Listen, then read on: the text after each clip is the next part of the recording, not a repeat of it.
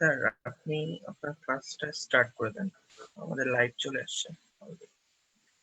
G.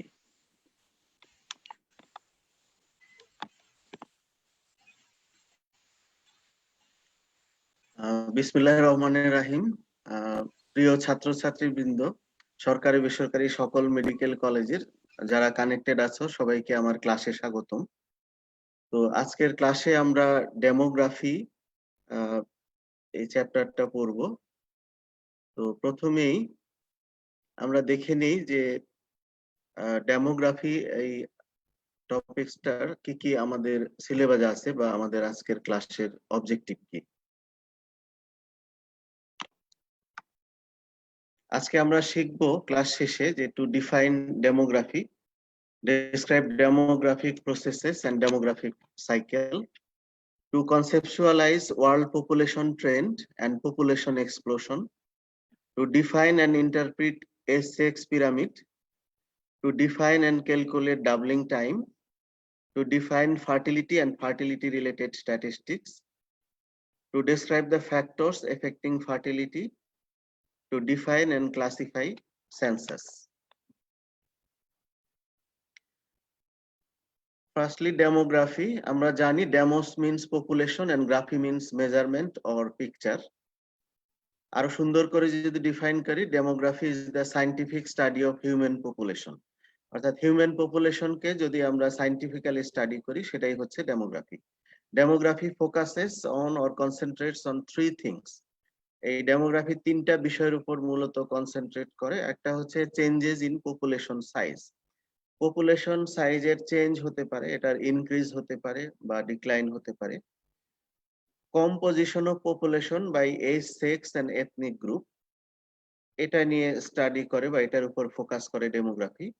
And distribution of population in the space, urban people কতজন, rural people কতজন, এরকম পপুলেশনের যে ডিস্ট্রিবিউশন সেটা। তাহলে এখন আমরা দেখলাম যে ডেমোগ্রাফি হচ্ছে scientific study of human population এবং এটা তিনটা বিষয়ের উপর ফোকাস করে।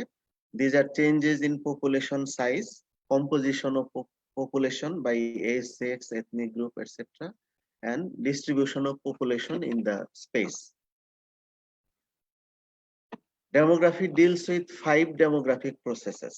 এই পাঁচটা প্রসেস হচ্ছে fertility, mortality, marriage, migration and social mobility.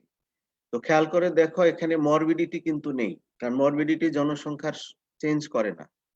তো সেখানে অনেক স্টুডেন্ট ভুল করে ওই ফার্টিলিটি তারপরে মর্টালিটি বলেই মরবিডিটি বলা শুরু করে। তো এখানে খেয়াল রাখতে হবে যে মরবিডিটিটা কিন্তু কোনো ডেমোগ্রাফিক প্রসেস না।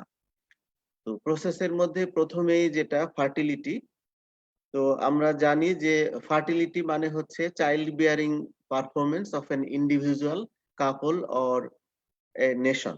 মানে কোনো একটা নেশনের বা কোনো একটা কাপলের বা একজন ইন্ডিভিজুয়ালের যে চাইল্ড বিয়ারিং পারফরমেন্স, অথবা আমরা বাংলায় যদি বলি উর্বরতা, একজন মানুষের যে উর্বরতা বা একটা দেশের যে উর্বরতা, সেটাই হচ্ছে ফার্টিলিটি।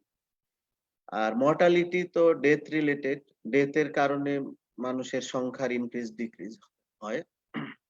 ম্যারেজের কারণে মানুষের এক জায়গা থেকে আরেক জায়গায় মোবিলিটি হয়। এরপরে হচ্ছে মাইগ্রেশন। এই মাইগ্রেশনের ডেফিনেশন নিয়ে অনেক সময় অনেকের কনফিউশন থাকে। তো মাইগ্রেশন আসলে এর বেসিক মূল কথাটা হচ্ছে যে migration is the permanent change of residence. কোনো একটা পিপল যদি পার্মানেন্টলি তার রেসিডেন্টটাকে চেঞ্জ করে, এই পার্মানেন্ট চেঞ্জ দেশের ভিতরে হতে পারে। কেউ যদি পটুয়াখালী থেকে সিলেটে গিয়ে তার বাসা নতুন করে করে এবং পটুয়াখালীটা টোটালি ছেড়ে দেয়, তাহলে এটা একটা মাইগ্রেশন, যেটা দেশের ভিতরে হলো। আবার কেউ বাংলাদেশ থেকে কানাডায় গিয়ে পুরাপুরি স্থানান্তর হয়ে যেতে পারে, সেটাও একটা মাইগ্রেশন। তাহলে মাইগ্রেশনের মূল বিষয়টা হচ্ছে যে পার্মানেন্ট চেঞ্জ অফ রেসিডেন্স। তারপরে ডেমোগ্রাফিক প্রসেস হচ্ছে সোশ্যাল মোবিলিটি। এই সোশ্যাল মোবিলিটি হচ্ছে চেঞ্জ অফ সোশ্যাল ক্লাস। আমাদের বিভিন্ন সোশ্যাল ক্লাস আছে, রিচ আছে, পুয়ার আছে, হিন্দু আছে, মুসলিম আছে, খ্রিস্টান আছে। তো এই সোশ্যাল ক্লাসের যদি চেঞ্জ হয়, সময়ের বিবর্তনে মানুষ রিচ থেকে পুয়ার হয়, পুয়ার থেকে রিচ হয়, এটা একটা সোশ্যাল চেঞ্জ, এটা একটা সোশ্যাল মোবিলিটি। আবার অনেক সময় হিন্দু মুসলিম হচ্ছে, মুসলিম খ্রিস্টান হচ্ছে, এই যে রিলিজিয়াস চেঞ্জ, এটাও একটা সোশ্যাল চেঞ্জ। অর্থাৎ সোশ্যাল যতগুলো ক্লাস আছে, মানুষ যখন একটা ক্লাস থেকে আরেকটা ক্লাসে ট্রানজিশন হয়, এটাই হচ্ছে সোশ্যাল মোবিলিটি, অর্থাৎ চেঞ্জ ইন সোশ্যাল ক্লাসেস। তাহলে আমরা দেখলাম 5টা ডেমোগ্রাফিক প্রসেস আছে: fertility, mortality, marriage, migration and social mobility. এরপরে আসি ডেমোগ্রাফিক সাইকেল ও ডেমোগ্রাফিক ট্রানজিশন। আমরা যদি ওয়ার্ল্ড পপুলেশন ট্রেন্ড খেয়াল করি তাহলে দেখা গেছে যে এই পপুলেশনের চেঞ্জ 5টা স্টেজের ভিতর দিয়ে আসছে। তো এই 5টা স্টেজকে first, second, third, fourth, fifth এভাবে ভাগ করা হয়েছে এবং তাদের একটা নামকরণও করা হয়েছে। তো প্রথম যে স্টেজ, এটা হচ্ছে ফার্স্ট স্টেজ বা হাই স্টেশনারি। এই প্রত্যেকটা স্টেজের আমরা 3টা বিষয় মনে রাখবো। একটা হচ্ছে বার্থ রেটটা কেমন, ডেথ রেটটা কেমন, এবং অ্যাজ এ হোল পপুলেশনটা কেমন থাকছে। তাহলে হাই স্টেশনারি আমরা নাম থেকেই এখানে মনে রাখবো যে হাই স্টেশনারি মানে বার্থ রেটও হাই, ডেথ রেটও হাই, আর পপুলেশনের সংখ্যাটা রিমেইন স্ট্যাটিক বা স্টেশনারি। সেই কারণে নাম হয়েছে হাই স্টেশনারি। তাহলে হাই স্টেশনারিতে বার্থ রেট হাই থাকবে, ডেথ রেট হাই থাকবে, পপুলেশন স্ট্যাটিক বা স্টেশনারি থাকবে। বাংলাদেশ এবং India was in this stage till 1920। 1920 সন পর্যন্ত বাংলাদেশ এবং ইন্ডিয়া এই স্টেজে ছিল। এরপরে সেকেন্ড স্টেজ হচ্ছে আর্লি এক্সপান্ডিং, অর্থাৎ পপুলেশন বৃদ্ধি পাওয়া শুরু হয়েছে। এখানে বার্থ রেট হাই আছে, death rate begins to fall. বিভিন্ন সোশ্যাল বা মেডিকেল ইন্টারভেনশনের কারণে ডেথ কমা শুরু হয়েছে। পপুলেশন বিগিনস টু ইনক্রিজ, জনসংখ্যাটা বাড়া শুরু হয়েছে। তাহলে আর্লি এক্সপান্ডিং বা সেকেন্ড স্টেজে আমরা মনে রাখবো যে এখানে বার্থ রেটটা হাই আছে, death rate begins to fall, and population begins to increase. Many countries in South Asia and Africa are in this stage. Then the third stage, it is called late expanding. Here birth rate tends to fall, death rate fall further, and population continues to grow because birth rate is more than death rate. মানে এখানে birth রেটটা আরেকটু কমবে, death rate আরো কমবে, কিন্তু population বাড়তেই থাকবে, কারণ আলটিমেটলি বার্থ রেট ডেথ রেটের চাইতে বেশি থাকবে। বর্তমানে বাংলাদেশ, ইন্ডিয়া, চায়না, সিঙ্গাপুর এই স্টেজে আছে। আমরা প্রফের ভাইভাতে প্রায় জিজ্ঞেস করি যে বাংলাদেশ ডেমোগ্রাফিক সাইকেলের কোন স্টেজে আছে। তাহলে উত্তর হচ্ছে বাংলাদেশ থার্ড স্টেজ বা লেট এক্সপান্ডিং স্টেজে আছে। এরপরে ফোর্থ স্টেজ বা লো স্টেশনারি। এখানে নাম থেকে আমরা মনে রাখবো যে এখানে বার্থ রেটও লো, ডেথ রেটও লো, এবং পপুলেশন স্টেশনারি বা স্ট্যাটিক। তো যেহেতু পপুলেশন স্টেশনারি বা স্ট্যাটিক থাকে, এই কারণে এই স্টেজটার আরেকটা নাম আছে, এটাকে জিরো পপুলেশন গ্রোথ স্টেজ বলা হয়। Austria, United kingdom, Denmark, Sweden, Belgium এই স্টেজে আছে। তারপরে লাস্ট স্টেজ হচ্ছে ডিক্লাইনিং স্টেজ। এখানে birth rate is less then death rate. যেহেতু বার্থ রেট ডেথ রেটের চাইতে বেশি, এই জন্য ultimately population size begins two decline, অর্থাৎ মানুষ কমে যাবে, মৃত্যুটা জন্মের চাইতে বেশি হবে। জার্মানি এবং হাঙ্গেরি এই স্টেজে আছে। আমরা এতক্ষণ যে ডেমোগ্রাফিক সাইকেলের স্টেজগুলো বললাম, এই ফিগারটাতে সেটাকে সুন্দরভাবে তুলে ধরা হয়েছে। এখানে খেয়াল করে দেখো যে ফার্স্ট স্টেজে ওই যে হাই স্টেশনারি বলেছি, বার্থ রেট এবং ডেথ রেট দুটোই হাই আছে, এবং ইন্ডিয়া এই স্টেজে, বাংলাদেশ এই স্টেজে ছিল 1920 সন পর্যন্ত। আর্লি এক্সপান্ডিং এ বার্থ রেটটা ওইরকমই থাকলো, কিন্তু ডেথ রেট কমা শুরু করলো, পপুলেশন বাড়া শুরু করলো। লেট এক্সপান্ডিং এ বার্থ রেটও কমলো, ডেথ রেট আরো কমলো, এবং বাংলাদেশ, ইন্ডিয়া, চায়না, সিঙ্গাপুর এই স্টেজে আছে।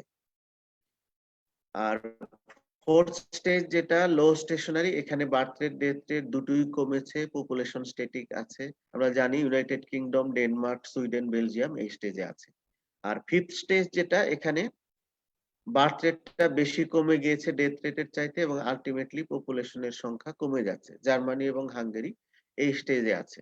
তাহলে তোমরা এই ফিগার থেকেও এই ডেমোগ্রাফিক সাইকেলকে সুন্দরভাবে বুঝে নিতে পারো। ডেমোগ্রাফিক সাইকেলকে আবার গ্রাফিক্যালিও প্রেজেন্ট করা যায়। তোমরা এই ফিগারটাতে খেয়াল করো যে ভায়োলেট কালারের যে লাইনটা এটা বার্থ রেট ইন্ডিকেট করছে, ব্লু কালারের লাইনটা ডেথ রেট ইন্ডিকেট করছে, এবং লাল কালারের যে লাইনটা এটা টোটাল পপুলেশন রিপ্রেজেন্ট করছে। এবং ফার্স্ট স্টেজে এই যে বার্থ রেট ডেথ রেট দুটোই হাই, পপুলেশন স্ট্যাটিক, এটা দেখানো হয়েছে। সেকেন্ড স্টেজে বার্থ রেট একই রকম বা কিছুটা কমেছে, ডেথ রেট অনেক বেশি কমেছে, পপুলেশন বেড়েছে। থার্ড স্টেজে দেখো বার্থ রেট অনেক কমেছে, ডেথ রেটও কমেছে, পপুলেশন বেড়েছে। ফোর্থ স্টেজে দুটোই কম কিন্তু স্ট্যাটিক আছে, এই জন্য পপুলেশনের জিরো গ্রোথ। আর যেটা ফিফথ স্টেজ, সেখানে বার্থ রেটটা ডেথ রেটের চাইতে কমে গিয়েছে এবং আলটিমেটলি পপুলেশনের ডিক্লাইনেশন হচ্ছে।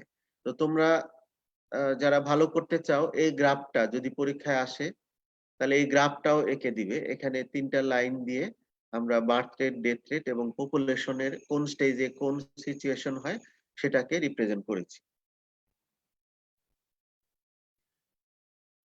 ওয়ার্ল্ড পপুলেশন ট্রেন্ড আমরা যদি খেয়াল করি তাহলে 1800 শতকে বিশ্বের লোক সংখ্যা ছিল 978 মিলিয়ন এবং তখন গ্রোথ রেট ছিল 0.4%।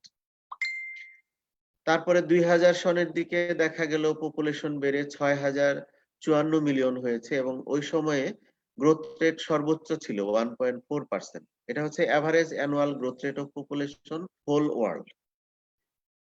2016 সনে পপুলেশন ছিল 7418 মিলিয়ন, তখন গ্রোথ রেটটা একটু কমেছে 1.2%। প্রজেকশন করা হয়েছে যে 2025 সন নাগাদ বিশ্বের জনসংখ্যা 8000 মিলিয়ন হবে এবং তখন গ্রোথ রেটটা এরকমই থাকবে 1.2%। আমরা পরীক্ষায় অনেক সময় প্রশ্ন করি যে পপুলেশন এক্সপ্লোশন বা জনসংখ্যার বিস্ফোরণ বলতে আমরা কি বুঝি। তো জনসংখ্যার বিস্ফোরণ মানে হচ্ছে যে যদি কোনো পপুলেশনের গ্রোথ রেট এক্সিড করে 2%, অর্থাৎ when population growth rate is more than 2%, then it is called population explosion. তারপরেই প্রশ্ন থাকে যে is there any population explosion in Bangladesh at present, মানে বাংলাদেশে কি এখন পপুলেশন এক্সপ্লোশন চলে। তাহলে আমরা বাংলাদেশের ডাটা আমার জানতে হবে যে বাংলাদেশে 1981 এ গ্রোথ রেট ছিল 3.5%। তাহলে ওই সময়ে পপুলেশন এক্সপ্লোশন ছিল 81 এর দিকে। আর 2018 সনে বাংলাদেশের গ্রোথ রেট ছিল 1.1%। তখন থেকে আর পপুলেশন এক্সপ্লোশন নাই এবং এবছর এই 2020 সনে বাংলাদেশের পপুলেশন গ্রোথ রেট হচ্ছে 1.01%, অর্থাৎ এখন আমাদের দেশে পপুলেশন এক্সপ্লোশন নেই। তাহলে এই যে লেটেস্ট তথ্য যেটা, যে বর্তমানে বাংলাদেশের গ্রোথ রেট কত, এবছর যারা সেকেন্ড প্রফেশনাল পরীক্ষা দিবে তাদের এটা জানা থাকতে হবে যে বাংলাদেশের প্রেজেন্ট গ্রোথ রেট 0.01% এবং এটার রেফারেন্স দেওয়া আছে যে ওয়ার্ল্ডোমিটার একটা সফটওয়্যার আছে, এটা 2020 সনে বাংলাদেশের গ্রোথ রেট এই 1.01% দেখিয়েছে। আমরা বাংলাদেশের আরো কিছু ডেমোগ্রাফিক প্রোফাইল যদি দেখি, এগুলো সবকিছু ওয়ার্ল্ডোমিটার থেকে নেওয়া মে মাসের 3 তারিখের যে তথ্য সেটা অনুযায়ী যে বাংলাদেশের বর্তমানে পপুলেশন হচ্ছে 16,44,25,269, যেটা বিশ্বের টোটাল পপুলেশনের 2.11%, অর্থাৎ বাংলাদেশের জনসংখ্যা সারা বিশ্বের 2.11%। আর সারা বিশ্বের বর্তমানে জনসংখ্যা হচ্ছে 7,017,47,98,739 এবং জনসংখ্যার দিক থেকে Bangladesh ranks 8 in the list of countries by population. 8ম জনসংখ্যার দেশ Bangladesh. Total land area of Bangladesh is 1,30,100 70 square kilometer, 65 per square kilometer. In our country, urban population is 39.4% and rural population is 60.6%. এই 2-1 দশক আগেও আমাদের দেশে রুরাল পপুলেশন ছিল 80%। তো দেখা যাচ্ছে যে এই যে পপুলেশনের ডিস্ট্রিবিউশন, রুরাল আরবান ডিস্ট্রিবিউশন, এটা চেঞ্জ হয়েছে। এখন রুরাল পিপল কমে হয়েছে 60.6%, 80% থেকে কমে গিয়েছে। অন্যদিকে আরবান পার্সেন্ট বেড়ে হয়েছে 39.4%। তাহলে এই যে রুরাল আরবান ডিস্ট্রিবিউশনের একটা চেঞ্জ হলো, এটা ডেমোগ্রাফির একটা ফোকাসের বিষয়।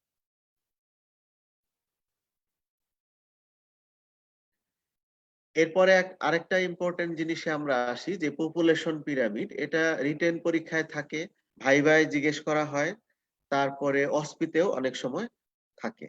তো পপুলেশন পিরামিড কিছুই না, এটা হচ্ছে একটা দেশের সেক্স ডিস্ট্রিবিউশন এবং সেটাকে গ্রাফিক্যালি একটা পিরামিড দিয়ে প্রকাশ করা হয়।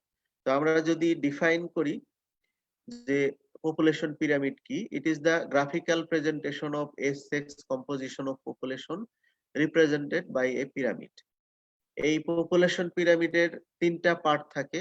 নিচ থেকে উপরের দিকে যদি আমরা পার্ট গুলো বলি, তাহলে প্রথমে হচ্ছে বেস, তারপরে বডি এন্ড দেন এপেক্স। এবং এই বেস রিপ্রেজেন্ট করে young population of both sexes, body represent করে middle aged population of both sexes, and apex represent older people of the both sexes. এখানে আমরা ডেভেলপিং কান্ট্রির পপুলেশন পিরামিডটাকে দেখিয়েছি। তো খেয়াল করো যে এটার বেসটা হচ্ছে হোয়াইট, মিডল পোরশনটা বাল্জড এবং অ্যাপেক্সটা হচ্ছে ন্যারো।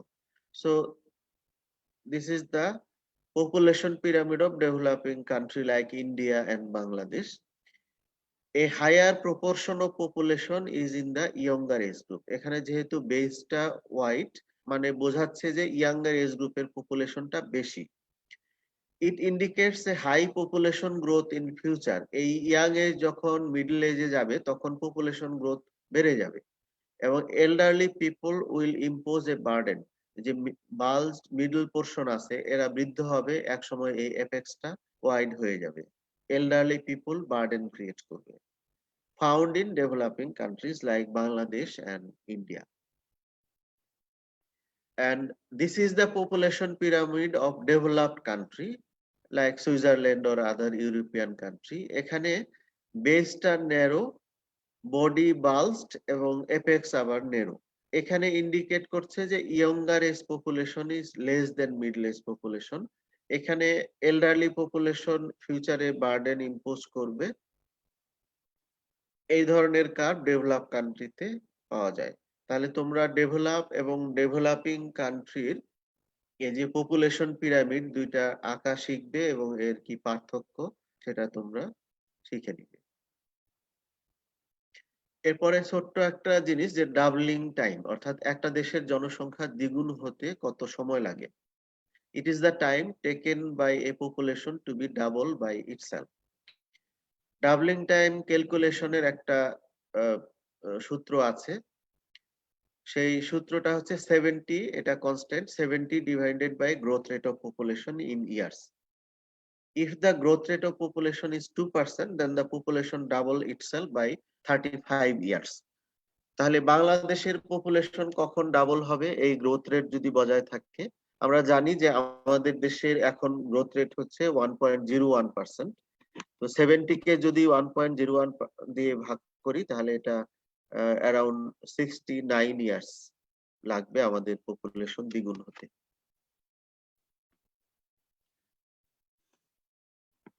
এরপরে আমরা ফার্টিলিটিতে আসি। এই ফার্টিলিটি রিলেটেড 3টা টার্ম আছে, একটা হচ্ছে ফার্টিলিটি, আর একটা ফ্যাকান্ডিটি এবং আরেকটা হচ্ছে প্যারিটি। ফার্টিলিটি আগেই বলেছি যে child bearing performance of an individual, couple or population. Fecundity হচ্ছে it is the physiological capability of producing a live birth. আর প্যারিটি হচ্ছে number of children previously born alive to a women, অর্থাৎ একজন মহিলার কয়টা জীবিত সন্তান আছে সেটাই হচ্ছে তার প্যারিটি। এটাকে সংখ্যা দিয়ে প্রকাশ করা হয়, 1 2 3 4 এরকম সংখ্যা দিয়ে প্রকাশ করা হয়।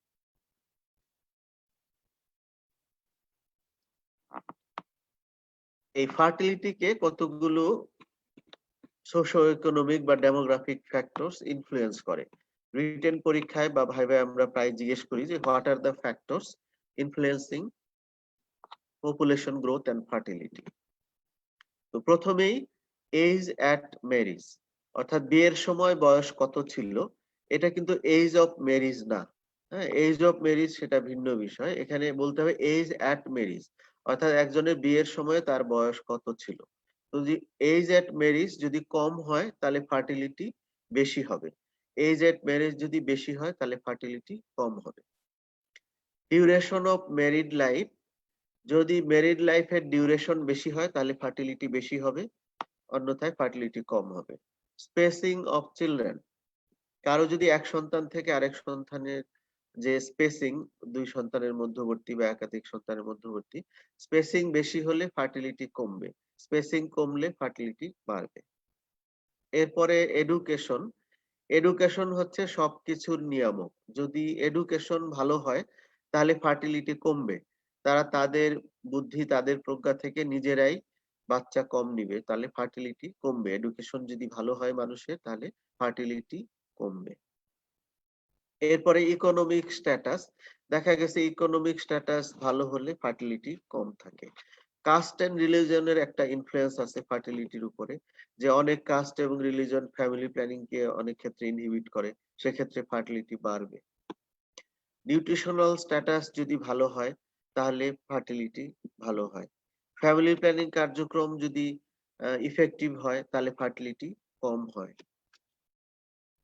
এছাড়া মিসেলেনিয়াস কিছু ফ্যাক্টর আছে যেটা ফার্টিলিটিকে ইনফ্লুয়েন্স করে। সেই ফ্যাক্টর গুলোর মধ্যে place of women in the society, value of children in the society, widow marriage, breast feeding, customs and beliefs, industrialisation and urbanisation, health conditions, housing, opportunities of women, local community involvement. তাহলে এই miscellaneous factor গুলো মনে রাখবে যে এগুলো ফার্টিলিটিকে influence করে। এরপরে আমরা দেখব ফার্টিলিটি মেজারমেন্ট বা ফার্টিলিটি স্ট্যাটিস্টিক্স, অর্থাৎ ফার্টিলিটির সঙ্গে সম্পর্কিত কিছু হিসাব নিকাশ আমরা দেখব। এগুলো আমি চেষ্টা করেছি খুব সহজভাবে তোমাদেরকে বলতে। এগুলো জাস্ট জিনিসটা কি এবং কিভাবে হিসাব করা যায় একটা বুঝলে পরবর্তীগুলো বোঝা খুব সহজ। তো প্রথমে আমরা দেখি বার্থ রেট বা crude birth rate. The number of live birth per thousand estimated mid-year population in a given year in a given area. যখন আমরা এই ফার্টিলিটি বা যে কোনো এই হিসাবগুলো করব তখন দুটো জিনিস স্পেসিফাইড থাকবে। একটা হচ্ছে সময়, কোন বছরের, সেটা কোন এরিয়ার, সেটা একটা ডিস্ট্রিক্ট হতে পারে, একটা কান্ট্রি হতে পারে, সাবকন্টিনেন্ট হতে পারে, হোল ওয়ার্ল্ড হতে পারে। তাহলে ইয়ার এবং টাইম এবং এরিয়া এটা স্পেসিফাইড থাকবে। আর কি দেখবো আমরা বার্থ রেটের ক্ষেত্রে, যে কয়টা লাইভ বার্থ হয়েছে, কয়টা জীবিত শিশু জন্মগ্রহণ করেছে প্রতি 1000 লোকের মধ্যে। তো এখানে প্রতি 1000 লোক সরাসরি না বলে বলা হয়েছে 1000 এস্টিমেটেড মিড-ইয়ার পপুলেশন। তো আমরা জানি যে পপুলেশন স্ট্যাটিক না, এটা চেঞ্জ হচ্ছে, প্রতিনিয়ত মানুষের জন্ম মৃত্যু হচ্ছে বা ডেমোগ্রাফিক বিভিন্ন প্রসেস ঘটার কারণে পপুলেশনের সাইজ চেঞ্জ হচ্ছে। তো বছরের শুরুতে একরকম জনসংখ্যা থাকে, বছরের শেষে আরেক রকম জনসংখ্যা থাকে। তো আমরা তাহলে কোনটা নিব? তো সেটাই নেওয়া হয়েছে যে 30 জুন, জুন মাসের যে বছরের মধ্যবর্তী সময়ের যে পপুলেশন হিসাবের ক্ষেত্রে সেটাকে ধরা হয়।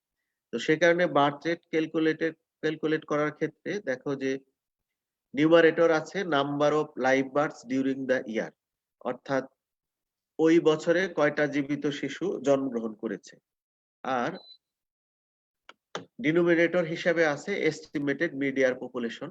আর আমরা যত দিয়ে এটা প্রকাশ করতে চাই, যদি পার থাউজেন্ডে প্রকাশ করি, সাধারণত এগুলো থাউজেন্ডে প্রকাশ করা হয়, তাহলে ইনটু দিব আমরা 1000। তাহলে বার্থ রেট কি, এটা সিম্পলি যদি বলি যে লাইভ বার্থস পার থাউজেন্ড পপুলেশন। কিভাবে হিসাব করব, যেটা একটা নিউমারেটর থাকবে, একটা ডিনোমিনেটর থাকবে এবং একটা মাল্টিপ্লায়ার থাকবে। নিউমারেটর হলো total number of live বার্থস, denominator হলো টোটাল পপুলেশন, আর মাল্টিপ্লায়ার হচ্ছে আমরা যত দিয়ে প্রকাশ করতে চাই। যদি লাখে প্রকাশ করতে চাই তাহলে লাখে, যদি থাউজেন্ডে প্রকাশ করতে চাই তাহলে থাউজেন্ডে এটা হিসাব করতে হবে। এর পরের হচ্ছে জেনারেল ফার্টিলিটি রেট। এটা কি, যে একই রকম আগেরটার মতোই সবকিছু, শুধু ডিনোমিনেটরে পার্থক্য। The number of live births per 1000 women of reproductive age. আগে ছিল per 1000 পপুলেশন, এখানে per 1000 women of reproductive age group। এক্ষেত্রে ওই যে গিভেন ইয়ার, গিভেন এরিয়া এগুলো ফিক্স থাকবে। তো এটার হিসাব কি, নিউমারেটর হচ্ছে number of live births in an area during the year, আর ডিনোমিনেটর হচ্ছে যে মিডিয়ার female population age at 15 to 49 years in the same area in the same year into 1000। তো সুতরাং আমরা যদি বার্থ রেট পারি তাহলে জেনারেল ফার্টিলিটি রেটও পারবো। শুধু এখানে চেঞ্জটা আমার মনে রাখতে হবে যে ডিনোমিনেটরের ক্ষেত্রে ওর আগেরটা ছিল পপুলেশন, এখানে হচ্ছে women population of reproductive age group. এরপরে এজ স্পেসিফিক ফার্টিলিটি রেট, অর্থাৎ কোন একটা নির্দিষ্ট এজ গ্রুপের মহিলাদের ফার্টিলিটি রেট কেমন সেটা যদি আমরা দেখি, তাহলে the number of live births in a year to the women in any specific age group। আমি দেখতে চাচ্ছি যে 20 থেকে 25 বছরের উইমেনদের কতটা ফার্টিলিটি বা তাদের লাইভ বার্থ কতটা হয়। তাহলে এই স্পেসিফিক এজ গ্রুপের যদি দেখি তাহলে এটা এজ স্পেসিফিক ফার্টিলিটি রেট। মূল হিসাব কিন্তু আগের মতোই। তো এজ স্পেসিফিক ফার্টিলিটি রেট সমান number of live birth to women of age specific age in a year আর midyear population of that age group. ওই নিউমারেটরে আমরা যে এজ গ্রুপের উইমেনদের লাইভ বার্থ নিয়েছি, ডিনোমিনেটরে সেই এজ গ্রুপের উইমেনদেরকেই কাউন্টে আনতে হবে। এরপরে টোটাল ফার্টিলিটি রেট বা টিএফআর, এটা হচ্ছে যে average number of children a women would have if she were to pass through her reproductive years, bearing children at the same rates as the women now in each age group। অর্থাৎ আরো সহজভাবে যদি বলি, আমরা যদি উইমেনদের বিভিন্ন age গ্রুপের fertility বের করি, অর্থাৎ ডিফারেন্ট এজ স্পেসিফিক ফার্টিলিটি বের করি, পরে যদি সেই প্রত্যেকটা এজ স্পেসিফিক ফার্টিলিটি যোগ করে দেই তাহলেই টোটাল ফার্টিলিটি রেট পাওয়া যাবে। এবং টোটাল ফার্টিলিটি রেট এটাই আমাদেরকে একটা ধারণা দেয় যে আমাদের দেশের গড়ে কমপ্লিটেড ফ্যামিলি সাইজ, অর্থাৎ একজন দম্পতির কয়টা সন্তান গড়ে সেই সম্পর্কে ধারণা দেয় টোটাল ফার্টিলিটি রেট। এরপরে নেট রিপ্রোডাকশন রেট। এই নেট রিপ্রোডাকশন রেট এটা ইম্পর্টেন্ট, এটার মধ্যে কতগুলো ইম্পর্টেন্ট পয়েন্ট আছে যেটা পরীক্ষা এমসিকিউ বা ভাইবার জন্য ইম্পর্টেন্ট। তো প্রথমে আমরা দেখি যে নেট রিপ্রোডাকশন রেট বা এনআরআর কাকে বলে। The number of daughters a newborn girl will born during her lifetime, assuming fixed a specific fertility and mortality rates। আমরা খুব সহজভাবে যদি বলি যে একটা সদ্য জন্মগ্রহণ করা মেয়ে শিশু ভবিষ্যতে কয়টা মেয়ে শিশুর জন্ম দিবে সেটাই হচ্ছে এনআরআর। আবারও বলছি যে একটা সদ্যজাত মেয়ে শিশু ভবিষ্যতে কয়টা মেয়ে বাচ্চার জন্ম দিবে এটাই হচ্ছে এনআরআর। এই এনআরআর একটা ইম্পর্টেন্ট ডেমোগ্রাফিক ইন্ডিকেটর। এনআরআর 1 মানে যে approximately two child norm. NRR যদি 1 হয়, অর্থাৎ একটা মেয়ে বাচ্চা যদি ভবিষ্যতে একটা মেয়ে বাচ্চার জন্ম দেয় তাহলে টু চাইল্ড নর্মটা বজায় থাকে, অর্থাৎ একটা কাপল রিপ্লেস করে যাবে আরো দুইজন মেল ফিমেলকে, সেইটা বজায় থাকে যদি এনআরআর 1 হয়। যদি এনআরআর লেস দেন 1 হয়, then the reproductive performance is said to be below the replacement level। তখন দুইজন থেকে দুইজন রিপ্রোডিউস হবে না, কমে যাবে যদি এনআরআর কম হয়। তাহলে এক্সপেক্টেড এনআরআর হচ্ছে 1 যদি আমরা জনসংখ্যা বাড়াইতে না চাই। তো goal of NRR 1 can be achieved by only if at least 60% of the eligible couples are effectively practicing family planning। Eligible কাপলদের মধ্যে 60% যদি ফ্যামিলি প্ল্যানিং মেথড ইউজ করে তাহলে NRR1 গোল অ্যাচিভ করা যায়। অর্থাৎ to achieve NRR1 needed contraceptive prevalence rate বা CPR হচ্ছে 60%। এটা এমসিকিউ বা ভাইভাতে জিজ্ঞেস করে যে NRR1 অ্যাচিভ করতে হলে সিপিআর বা কন্ট্রাসেপটিভ প্রিভ্যালেন্স রেট কত হতে হবে, তাহলে এটার উত্তর হচ্ছে 60% হতে হবে। এরপরে আসলে অনেকগুলো হিসাব নিকাশ, এগুলো আগেই পড়া সবার, তারপরেও একটু ঝালাই করে নাও। যে ডিপেন্ডেন্সি রেশিও বা নির্ভরতার হার। আমরা জানি যে দেশের কিছু মানুষ ইকোনমিক্যালি প্রোডাক্টিভ হয়, আর কিছু মানুষ তারা কোনো ইনকাম করতে পারে না, তারা অন্যদের উপর ডিপেন্ডেন্ট থাকে। তো ইকোনমিক্যালি প্রোডাক্টিভ এজ গ্রুপ হচ্ছে 15 to 64 ইয়ার্স। এটা ভেরি করে, বিভিন্ন দেশ তো দেশ ভেরি করে। তো সাধারণত ধরা হয় যে 15 থেকে 64 বছর বয়স পর্যন্ত যাদের বয়স, তারা ইকোনমিক্যালি প্রোডাক্টিভ, অর্থাৎ they are capable to income, they are capable to generate income. Some people are dependent on the people of economically productive age group. এখন কারা ডিপেন্ডেন্ট হয়? দেখা গেছে যারা ইয়ং এজ, সাধারণত 0 থেকে 14 বছর, তারা ইনকাম করতে পারে না। আর হচ্ছে ওল্ডার এজ 65 ইয়ার্স এন্ড অ্যাভাব। তো এখন আমি 0 থেকে 14 বছরের যারা এবং 65 বছরের উপরের যারা, তাদের সঙ্গে যদি এই 15 থেকে 64 বছর বয়সের যারা, তাদের একটা রেশিও করি, সেই রেশিওটাই হচ্ছে dependency ratio.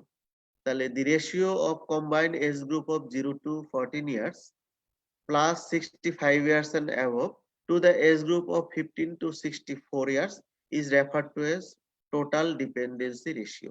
It is also called social dependency ratio. যদি 0 থেকে 14 এবং 65 বছরের উপরের লোকজনকে নেই, তাহলে রেশিও বের করলে ওটা হবে টোটাল ডিপেন্ডেন্সি রেশিও। আবার যদি আমি আলাদাভাবে বের করতে চাই যে ইয়ং ডিপেন্ডেন্সি রেশিও শুধু বের করব, তাহলে 0 থেকে 14 বছরের লোক সংখ্যা নিতে হবে। আর যদি ওল্ড এজ ডিপেন্ডেন্সি রেশিও বের করতে চাই, তাহলে 65 ইয়ার্স এন্ড অ্যাবভ ইয়ার্স এর লোকজন নিতে হবে। তো এই ডিপেন্ডেন্সি রেশিও এটা আসলে ভেরি করে। যেমন আমরা যারা চিকিৎসক, তারা অনেক বছর পর্যন্ত এমবিবিএস পাস করা পর্যন্ত ডিপেন্ডেন্ট থাকি, অনেকে পোস্ট গ্রাজুয়েশন করা পর্যন্ত ডিপেন্ডেন্ট থাকি। এরপরে হচ্ছে সেক্স রেশিও, যে একটা পপুলেশনে, একটা দেশের পপুলেশনের মধ্যে মেল ফিমেলের ভারসাম্য থাকতে হয়, না হলে বিভিন্ন সোশ্যাল প্রবলেম হতে পারে। তো সেক্স রেশিও কিভাবে ক্যালকুলেট করে বা ডিফাইন করে? Sex ratio is defined as the number of females per 1000 male, অর্থাৎ প্রতি 1000 জন পুরুষের এগেইনস্টে কতজন মহিলা, সেটাই হচ্ছে সেক্স রেশিও। এটা ক্যালকুলেট করার সময় নিউমারেটর হিসাবে থাকবে নাম্বার অফ ফিমেলস, ডিনোমিনেটর হিসাবে থাকবে নাম্বার অফ মেলস, এবং মাল্টিপ্লায়ার হচ্ছে 1000। তো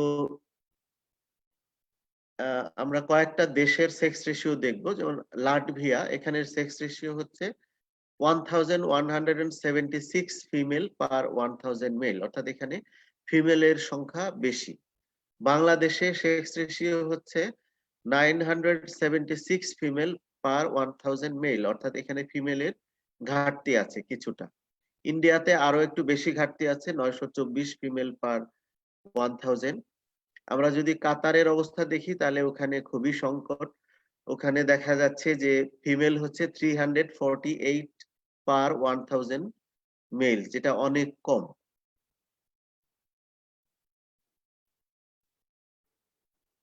এরপরে পপুলেশন ডেনসিটি, এটা তোমরা সবাই জানো, সবাই বোঝো যে প্রতি বর্গ কিলোমিটার এরিয়ার মধ্যে কতজন লোক থাকে। তবু আমরা ফর্মালি যদি ডিফাইন করি যে density of population is the number of people living per square kilometre area of a country. So in Bangladesh in 1991, it was 755 person per square kilometer. বর্তমানে এটা হয়েছে 1256 persons per square kilometer. তো তোমরা interesting দেখো, এটা জেনে রাখবে যে হাইস্ট ডেনসিটি অফ পপুলেশন কোথায়। হাইস্ট ইন মোনাকো, এটা ইউরোপের একটা কান্ট্রি, এটাতে হাইস্ট ডেনসিটি অফ পপুলেশন চিন্তা করো, যেটা 26,150 50 persons per square kilometer। আর সবচাইতে লোয়েস্ট হচ্ছে মঙ্গোলিয়াতে। মঙ্গোলিয়াতে only 2 person per square kilometer।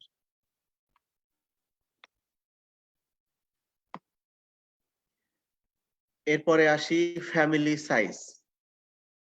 Family size general সেন্সে আমরা বুঝি যে একটা ফ্যামিলিতে কতজন লোক আছে, হ্যাঁ, কিন্তু ডেমোগ্রাফিতে ফ্যামিলি সাইজ মানে হচ্ছে total number of children a women has born at A point of time.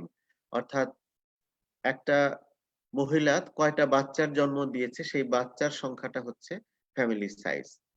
Completed family size বলতে বোঝায় যে total number of children born by women during her child bearing period, যে তার উইমেন অফ রিপ্রোডাক্টিভ এজের ভিতরে কয়টা বাচ্চা সে জন্ম দিয়েছে, অর্থাৎ তার ফ্যামিলি কমপ্লিট, আর বাচ্চা জন্ম দেওয়ার সম্ভাবনা নাই। ওইরকম অবস্থায় একজন মহিলা মোট কয়টা বাচ্চা জন্ম দিয়েছে সেটা হচ্ছে কমপ্লিটেড ফ্যামিলি সাইজ। এবং টিএফআরই এটার একটা আইডিয়া দেয় যে ফ্যামিলি সাইজ কেমন, কমপ্লিটেড ফ্যামিলি সাইজ কেমন। লাইফ এক্সপেক্টেন্সি, এটা বাংলা হওয়া উচিত মানে জীবনের প্রত্যাশা, কিন্তু বাংলা হচ্ছে গড় আয়ু। আমরা জানি যে লাইফ এক্সপেক্টেন্সি মানে গড় আয়ু। তো লাইফ এক্সপেক্টেন্সি বিভিন্ন এজে হতে পারে, এট এজ 1 হতে পারে বা যে কোনো এজে হতে পারে। তো প্রথমে আমরা ওভারঅল দেখি যে লাইফ এক্সপেক্টেন্সি কাকে বলে। Life expectancy or expectation of life is the at a given age is the average number of years which a person of that age may expect to live according to the mortality pattern prevalent in the country। অর্থাৎ একটা দেশের যে মৃত্যুর প্রবণতা সেটাকে কনসিডারেশনে নিয়ে কোনো একটা বয়সের মানুষ আর কত বছর বাঁচবে সেটার যে প্রত্যাশা, আর কত বছর বাঁচতে পারে, সেটাই হচ্ছে life expectancy. It is one of the best indicators of country's level of development and of overall health status of its population. Usually life expectancy at birth is considered. সাধারণত at birth টাই আমরা consider করি। তাহলে এখন দেখি যে life expectancy at birth এটা কি জিনিস। তাহলে average number of years that would be lived by those born alive to a population if the current age specific mortality rates persist। অর্থাৎ জন্মের সময় একটা শিশু ভবিষ্যতে কত বছর বাঁচতে পারে সেই বছরটাই হচ্ছে লাইফ এক্সপেক্টেন্সি এট বার্থ বা গড় আয়ু। আগেই বলেছি যে it is a good indicator of socio economic development in general. It is highly influenced by infant mortality rate. Infant mortality rate যদি বেশি হয় তাহলে অনেক বছরের গড় আয়ু কমে যাবে, কারণ সে যদি 70 বছর বাঁচতো তাহলে এই 69 বছরই কমে যাবে। এই জন্য infant mortality rate highly influence করে লাইফ এক্সপেক্টেন্সিকে। তো বাংলাদেশে 2019 সনে গত বছর আমাদের লাইফ এক্সপেক্টেন্সি ছিল 72.43 ইয়ার্স। এবছর মানে 2020 সনে আরো একটু বেড়েছে, আমাদের বর্তমান গড় আয়ু হচ্ছে 72.72 ইয়ার্স। তাই এটা সবাই মনে রাখবে যে এই বছরে 2020 সনে বাংলাদেশের গড় আয়ু হচ্ছে 72.72 ইয়ার্স।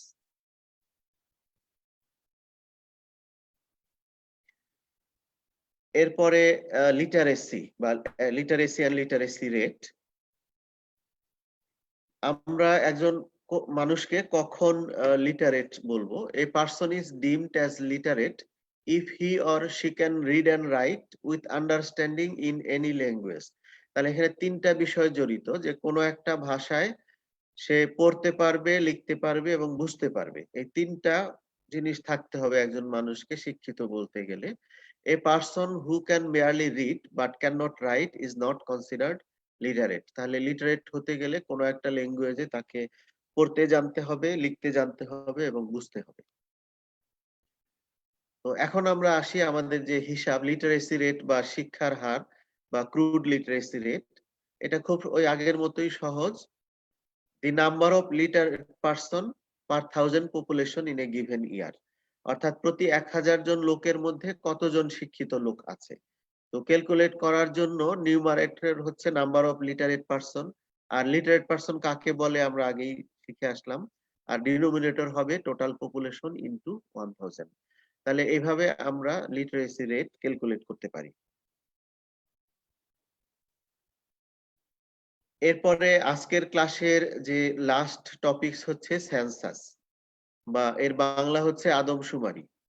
তো সেন্সাসের ডেফিনেশন দিয়েছে ইউনাইটেড স্টেটস।